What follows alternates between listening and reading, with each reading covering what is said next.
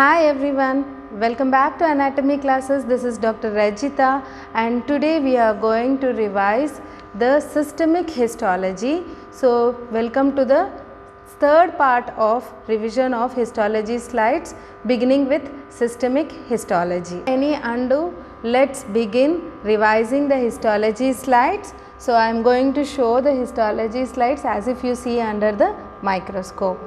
Delay, let's begin the systemic histology part 1.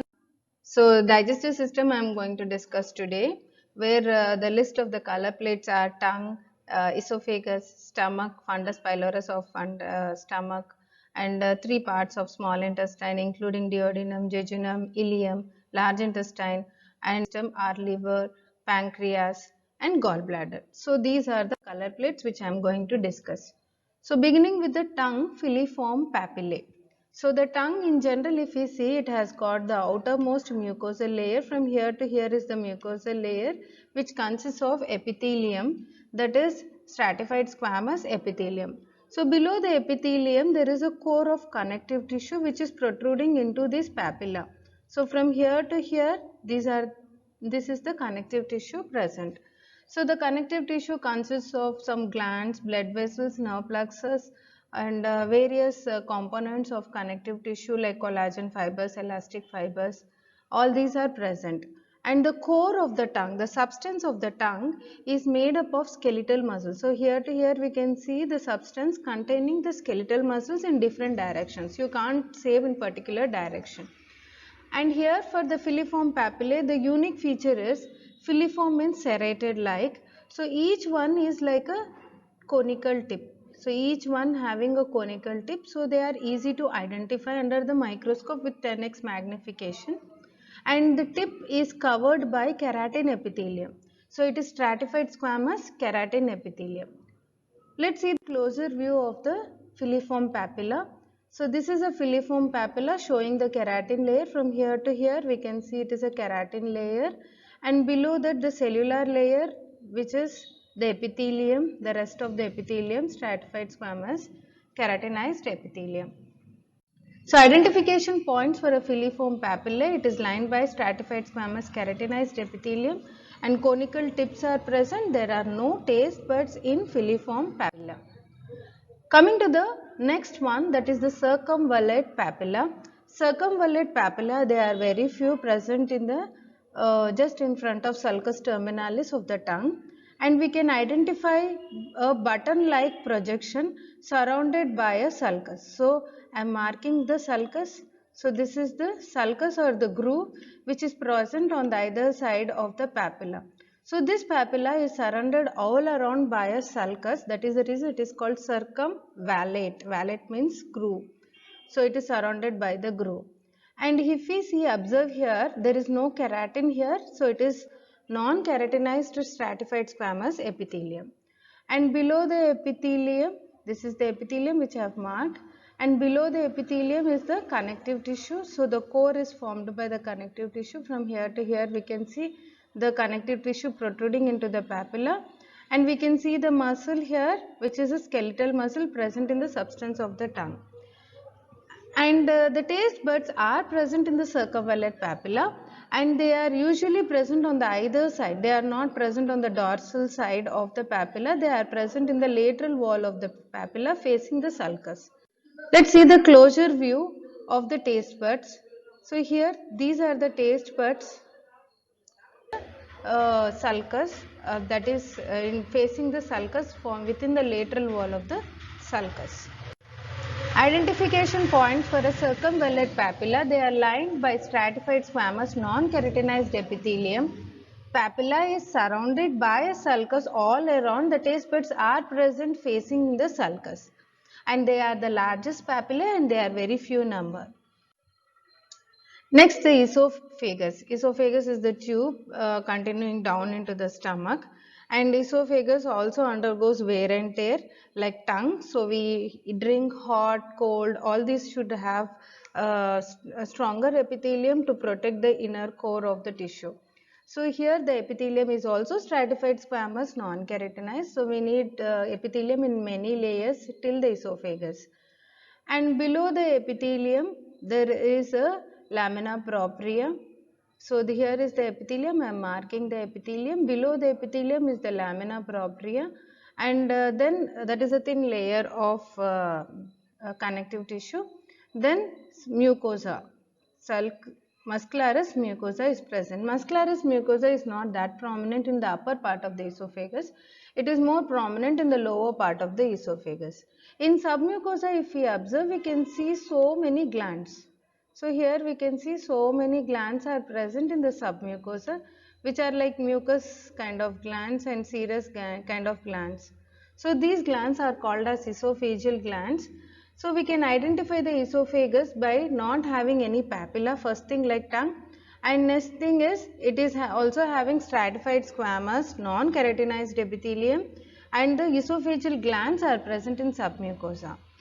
And if we see externally the outer part of the esophagus, the upper one third of the esophagus, the outer part, the muscular part is made up of skeletal muscles, and the middle part of the esophagus we see overlap of skeletal and smooth muscles both, and lower one third of the esophagus contains only smooth muscles. So here is the closure view showing the stratified squamous non-keratinized epithelium. So this is the stratified squamous non-keratinized epithelium.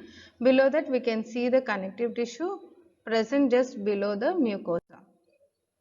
So identification points: stratified squamous non-keratinized epithelium, and presence of mucous glands in submucosa, which are called as esophageal glands, and upper part of the esophagus consists of skeletal muscles. Next, beginning with the stomach. Stomach we can study histologically actually into 3 slides: fundus, cardiac part and the pyloric part. And I am going to discuss fundus and pyloric part, which are very important color plates. So beginning with the fundus, fundus and the body of the stomach is identified a lot of pits. There are pits inside the epithelium. So epithelium here it is simple columnar epithelium. So if we see any part of digestive system, the common features of from the esophagus onwards, the common features are the internally it is lined by the mucosa, is the layer of connective tissue which is called lamina propria, and below the connective tissue there is a thin layer of muscle. Here we can see here, this is the muscle layer which is called as muscularis mucosa, and below the muscularis mucosa we can see the submucosa. This is from here to here. Most is the muscularis externa. From here to here is the muscularis externa. This is muscularis externa. So these are the common features, and submucosa contains here, there are lot of nerve plexus which are called as submucosal plexus or called as Auerbach's plexus. And muscularis externa, inner circular and outer longitudinal muscles, and the nerve fibers which are present in the muscularis externa are called as myenteric plexus, which are present in the muscle. So beginning with the special features of the stomach has got the epithelium which is a simple columnar epithelium, and the epithelium is thrown into folds which are called as rugae, which are seen with the naked eye, and below the mucosal layer we can see the within the mucosal layer we can see lot of glands occupying the most of the mucosa. So these glands are called as gastric glands, which are present in the fundus of the stomach, and the mucosa thrown into pits, it goes down into the pits which continues to form the glands, and these pits are called as gastric pits. So the gastric pits are shallow. So this is one gastric pit I am showing here. So the gastric pit are shallow. From here to here we can see the gastric glands occupying the mucosa. Here is the closure view in 45x, where we can see the simple columnar epithelium with elongated nuclei. So we can see the elongated nuclei in the simple columnar epithelium, and pits are present which are the shallow pits. So the pits are shallow which are occupying only 1/4 of the mucosa, and most of the mucosa is occupied by the glands. So I am showing here, these are the glands present in the within the mucosa. So the glands are lined by the cells which are called as peptic cells. The peptic cells are the cells which produce pepsinogen, so they are called peptic cells or chief cells. They are simple columnar cells and they are more present in the basal part of the gland. And we can see the gastric gland is mainly identified by these round beaded appearance cells, the cells which are polyhedral and gives beaded appearance. So these cells are called as parietal cells or oxyntic cells. Parietal cells and oxyntic cells are responsible for the production of HCl. There are other cells also called as mucous neck cells which are present in the neck, that is the initial part of the gastric gland, that is called mucous neck cells, and the basal part of the gland consists of other cells called endocrine cells and differentiated cells. But these cells cannot be demarcated with 10x magnification. They are seen with special stains, not with HND staining. So the main identification feature for a fundus part is by identifying with the parietal cells which I have drawn here, which gives beaded appearance to the fundus. So identifying the stomach fundus, mucosa is lined by simple columnar epithelium. Long gastric glands are present with shallow gastric pits. Let's see the pylorus. So we know that food which is present in the stomach is already acidic because of HCl. So before entering into the duodenum, it has to be neutralized partially. So for neutralizing the food which is present in the stomach, we can see the glands present in the pyloric part which are called as pyloric glands. These are mucus glands, so they are pale stained. You can see the nucleus are pushed towards the periphery. So these are the mucus secreting glands or pyloric glands, which are the main identification feature for a stomach pylorus. And if you see here, the gastric pits are very long. We can see very long gastric pits, and the glands occupy only 1/3 of the mucosa, and 2/3 of the mucosa is occupied by the gastric pits. So gastric pits are narrow and they are very long, and we can see, even appreciate the muscle here, inner circular muscle and outer longitudinal muscles. So little more closer view to see the mucus secreting glands here, which are called pyloric glands. So these are the pyloric glands which are like mucus acini. We can see the nuclei pushed towards the periphery. So this is the nuclei we can see present in the periphery, and cells appears to be empty because they doesn't take up much stain, filled with the mucus secretions. So that is about the pyloric glands. And identification features: the gastric pits are long, occupying the 2/3 of the depth of mucosa, and pyloric glands are short and they are mucus secreting cells. Next, the first part of the small intestine, duodenum. Duodenum is identified, and all the parts of the small intestine, it is identified by villi, by finger-like projections called as villi, which are the unique features in the small intestine. So the duodenum, the villi are more. You can see the long villi here. So the villi are usually the spatula type of villi are seen in the duodenum.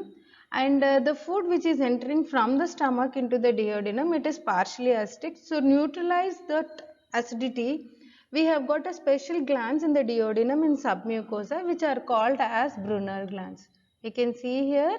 So these are the Brunner glands. So these are the unique features, and rest of the features are common, like it has got a simple columnar epithelium, and we can appreciate very well muscularis mucosa here. So this is the muscularis mucosa over which I am drawing a line, and we can see the submucosal layer very beautifully present here, plexus and blood vessels, lymphatics, all and connective tissue. And this is muscularis externa, containing inner circular and outer longitudinal muscles. And Brunner glands are the most unique thing to identify it as duodenum. So let's see the Brunner glands in a closer view. So these are also just like pyloric. You can see they are like mucus secreting cells.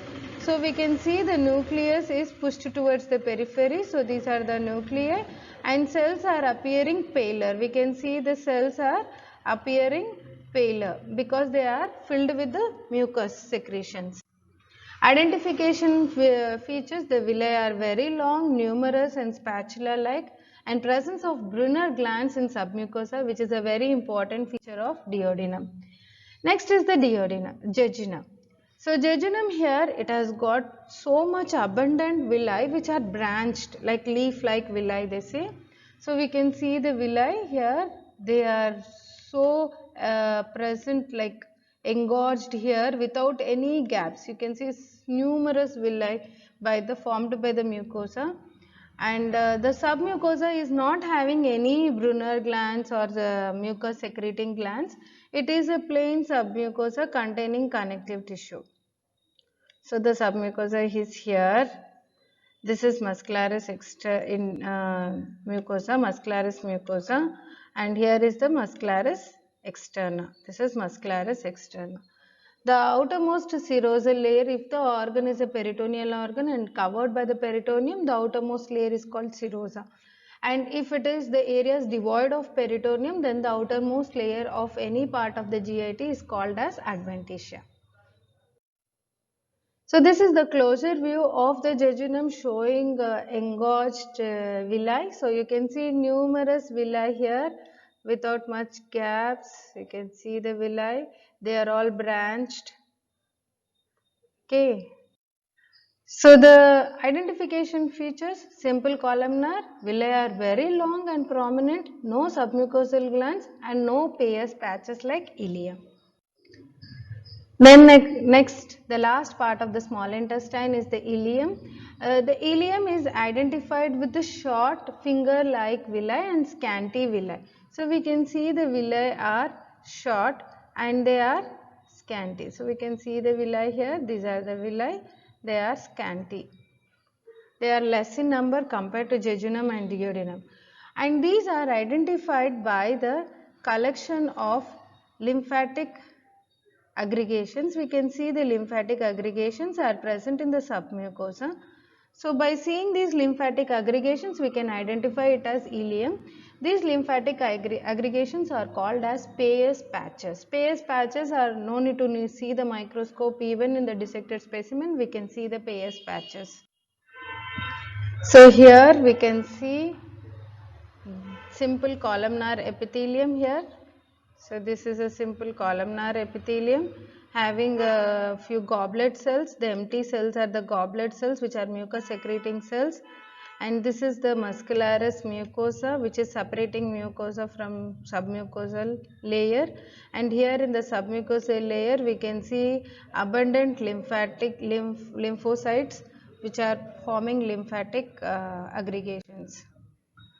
So lymphatic aggregations are called as Peyer's patches, which are seen in submucosa, and villi are short and few.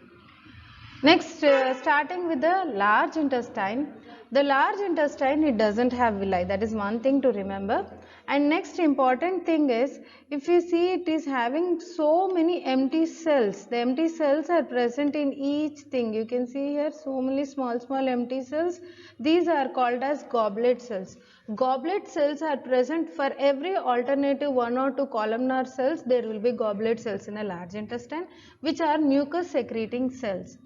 And instead of having the villi outer projections, here the large intestine will have the crepes, which are called as crepes of Lieberkühn.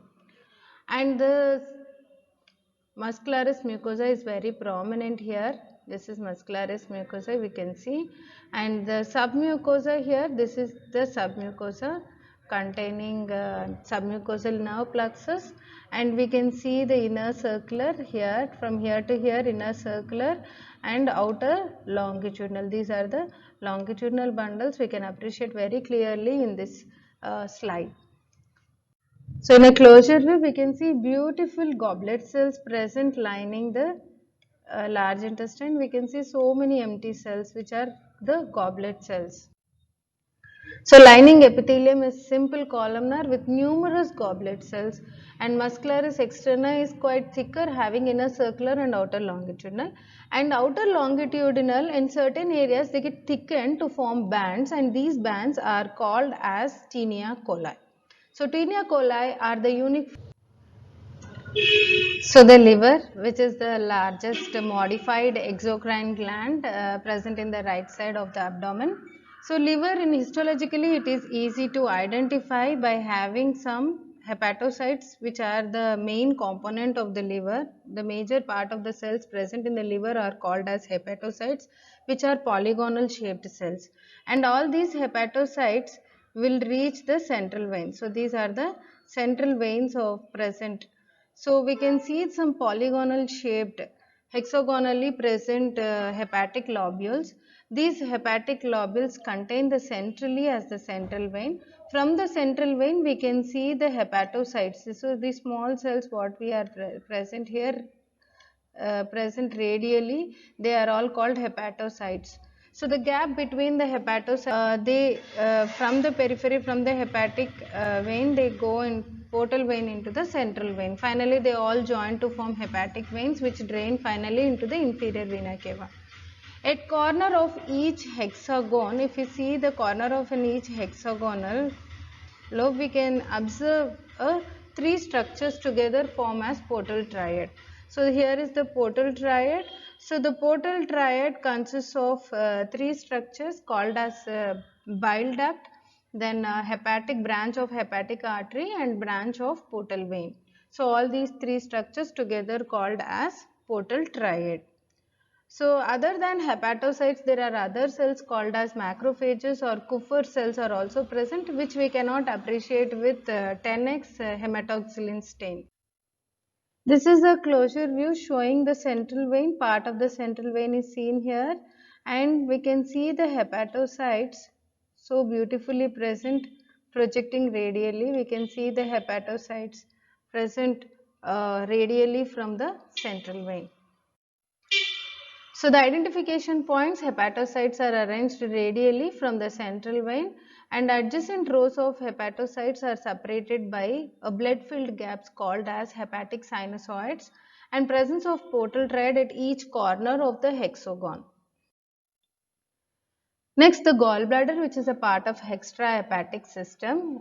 Then gallbladder, it is the part where it concentrates the bile.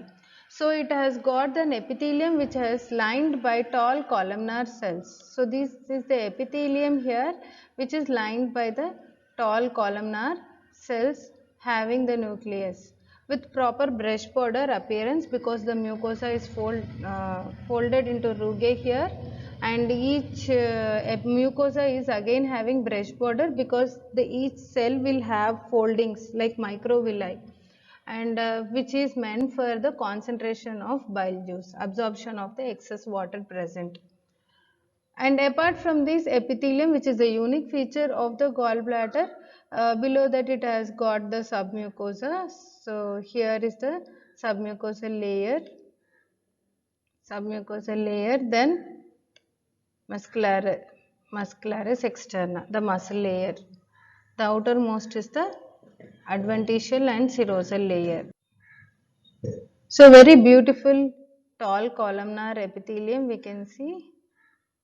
So these are the columnar cells which are very tall, having the basally placed elongated nuclei, and we can see the brush border appearance on the top of the cells. Identification features for a gallbladder: mucosa is lined by tall columnar with microvilli, and fibromuscular coat up of collagen, elastic and smooth muscle fibers are present. So the pancreas has got the endocrine and the exocrine part. Exocrine part looks as serous salivary gland, so you cannot differentiate exocrine from serous acini because it is made up of serous acini. So the exocrine part is brightly stained, which contains serous acini. The endocrine part is the differentiating factor to identify it as pancreas. So the endocrine part is the paler part which formed by the cluster of cells which are called as islets of Langerhans. So by identifying the islets of Langerhans, we can say it as the pancreas. And these islets of Langerhans are made up of alpha cells, beta cells and delta cells, which produces insulin, glucagon and somatostatin. And exocrine part, here we can see they are acini. They pour their secretions into the ducts. So the ducts which are present within the lobe, they are called intralobular ducts or intercalated ducts, and the ducts present outside the lobe, they are called interlobar ducts. Between the lobes, they are called interlobar ducts. And whereas the islets of Langerhans, they pour their secretions directly into the bloodstream because they are endocrine glands. So they contain some sinusoids. If we observe, the cluster of cells contain some blood vessels inside them, and so they pour their secretions directly into the bloodstream. Let's see a closer look on islets of Langerhans. So we can identify this as the islets of Langerhans. So this is the islets of Langerhans, which forms the endocrine part of pancreas, and the rest of it, what we are seeing as the exocrine part, which is brightly stained like serous acini, containing a round nucleus present towards the base of the cell. So you can see the round nuclei present towards the base of the cell. So identification points, the exocrine part contains the serous type of acini, which are tubuloalveolar glands, and they pour their secretions into intercalated and interlobular ducts, and finally they form the pancreatic duct, main pancreatic duct. And endocrine part shows islets of Langerhans, which has got alpha cells, beta cells and delta cells. And if you like my work, don't forget to subscribe, like, share and click on the bell icon to get more updates about further notifications.